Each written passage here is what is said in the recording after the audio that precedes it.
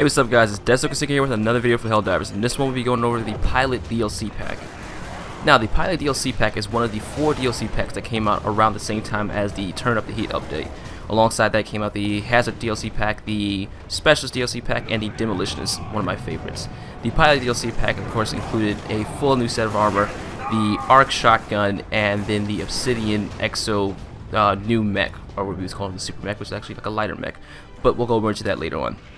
Now, the first thing I'm going to go over is the armor. This is the male and female armor right here on screen, and as you can see, it's a very alien looking kind of armor. I know alien is a bit of a stretch, but that helmet does not look very human in its form, I'm going to say. At least it looks very exotic. The armor itself looks very exotic. Nice little curve to the cape. The chest piece looks like a nice, like a slimline exosuit kind of look to it. And as you can see right there on the screen, this is how it looks. So there you have it.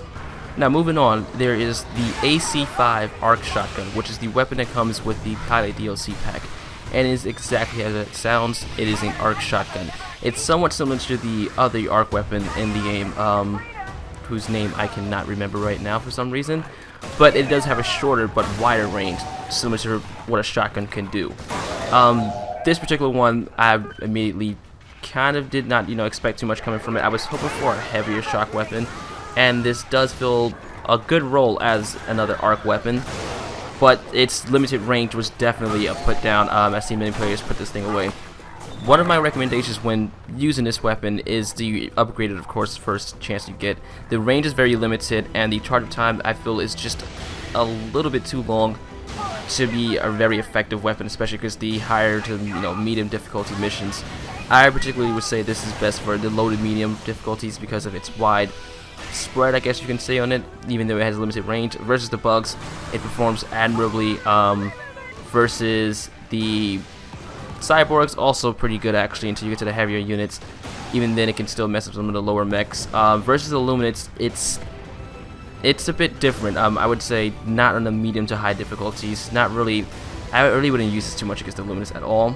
But it, depending on the difficulty, it could be a whole nother story. It does knock out these shields pretty quick, and then after that, it does, pretty much wipe the floor with them. But like I said, it varies with using it, especially during those higher difficulty missions. One of the pluses with it is that since it's an arc weapon, it means unlimited clip. It does have a fair amount of damage to it, so I can say that as much.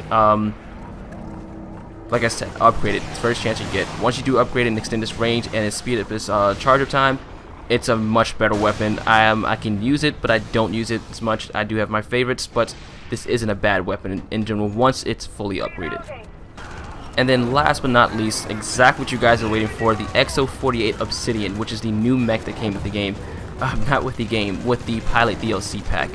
It has a heavy amount of damage compared to the old Walker's machine gun or minigun. It's because this is obviously our bigger cannon that's going on here. You can even see by the rounds and the muzzle flash that this is a heavy caliber weapon. And given that it does have a smaller mag, I do recommend upgrading this for a chance you get. The arm swivel it's great. It does expand, the speed of the time that it takes to shoot something that's beside you. Turning speed isn't great with the mechs, that as well. With the arm pivot, it does increase that, so therefore, it's not having faster turn speed, but the arm swivel does, cut down the time that it takes to turn, to reposition, to fire on another target. So I will say that, like I said, heavier damage, smaller mag. It's great against anti-infantry.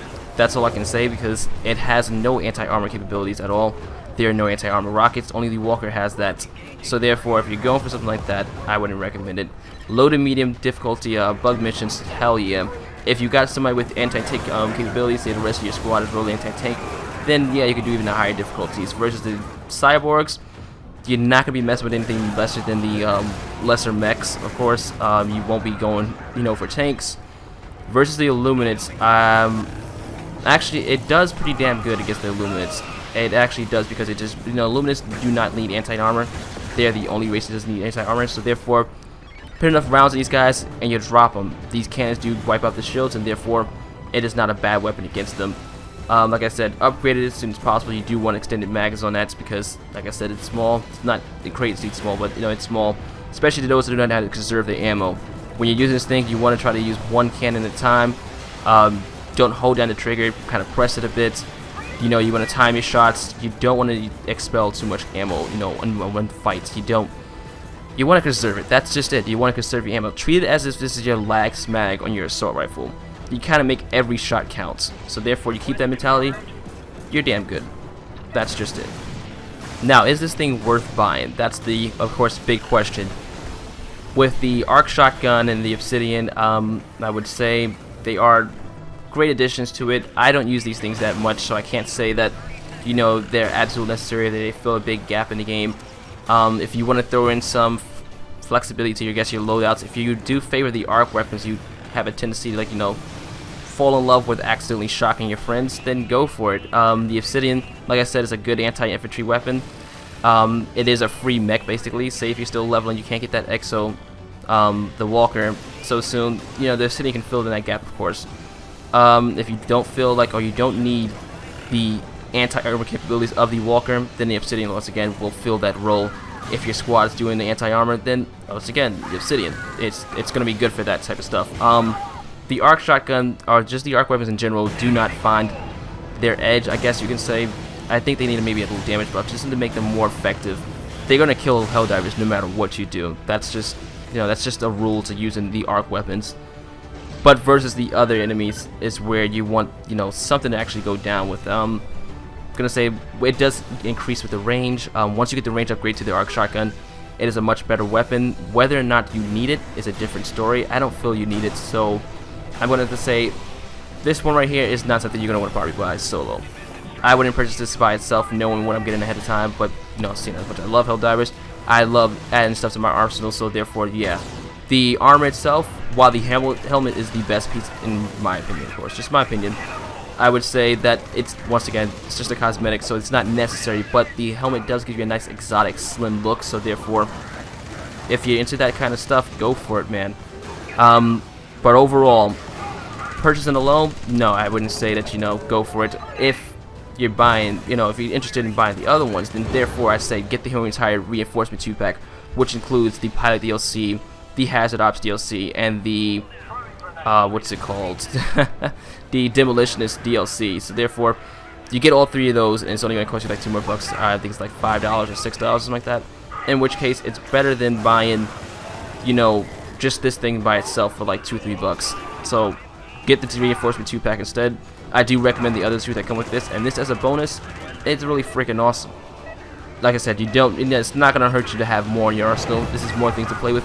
I do use these things actually, now that I think about it, when I am playing the lower levels. Say if I'm helping my little brother out, or if I just want to go in there and assist some lower ranking guys, you know, build up, I'd bring out, you know, my more experimental loadouts, my more less used weapons. So this isn't bad for that. Like I said, if you want to increase your arsenal, expand that wardrobe, this thing is not a bad thing to go with. Now, as always, guys, you know, the video is coming to a close. If you like this video, go ahead and hit it with a thumbs up. If you disliked it, hit it with a thumbs down. Just let me know in the comments down below why you disliked it. Of course, I will improve my videos according to that. Like just in one of my previous videos, someone said that they did not like the time that I go into the, and I'm not putting real on blast, whoever this was, that I go into the aesthetics of the armor, in which case I cut that down a lot because in that particular video I went for a couple minutes. It was a bit excessive. I watched it myself and I was like, oh God, would he please shut up? So therefore I cut down that time. I do take your comments and your recommendations into, you know, whatever that word is I'm looking for, that someone's gonna have to, you know, fill into the comment section now. Therefore I do read these things and I do pay attention to it. So therefore, go ahead, drop it down in the comment section below. If you got any tips for using these things, if you differ from my opinion about them, go ahead and drop it down in the comments. If they patch something and make the Obsidian way overpowered, or the ARC shotgun, you know, it now has unlimited range or something like that, drop it down in the comments and let these guys know, you know, help your future Helldivers out. If you want to contact me in any way, of course, like I said, you can always hit me up on Twitter at ds_synchro. You can also find me on Google+.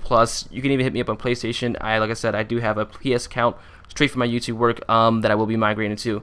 That is also ds_synchro. You can add me there. Don't worry about it. Just send in a friend request. I do approve all you guys, especially if you have some sort of like comment assigned to it. But other than that, I will catch you guys later.